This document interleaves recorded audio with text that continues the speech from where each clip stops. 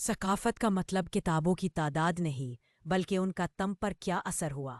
کتنے لوگ ہیں جنہوں نے سینکڑوں کتابیں پڑھ ڈالی، مگر نہ سوچنے کا سلیقہ رکھتے ہیں، نہ رائے میں پختگی، نہ گفتگو میں فہم۔ اور پھر کچھ لوگ ایسے بھی ملتے ہیں جن کے پاس کوئی ڈگری نہیں، لیکن جب وہ بولتے ہیں تو دل اور دماغ خاموشی سے سننے لگتے ہیں۔ اصل بات یہ ہے، ثقافت کا تعلق مقدار سے نہیں بلکہ معیار سے ہے۔ کتابیں صرف شیلف کی زینت نہیں ہوتی، ان کا اصل اثر انسان کے اخلاق، بات چیت اور نظریے میں نظر آتا ہے۔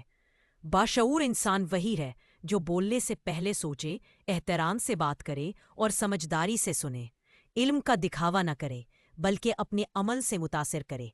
حقیقی ثقافت چھوٹے چھوٹے رویوں میں چھپی ہوتی ہے، کسی اجنبی سے مختصر بات میں، اختلاف رائے کے وقت اور خوشی یا غصے میں کہے گئے جملوں میں۔ لہٰذا متاثر نہ ہوں ان سے جو صرف کتابوں کا شور مچاتے ہیں، بلکہ سنیں انہیں جن کی زبان سے خود کتاب بولتی ہے۔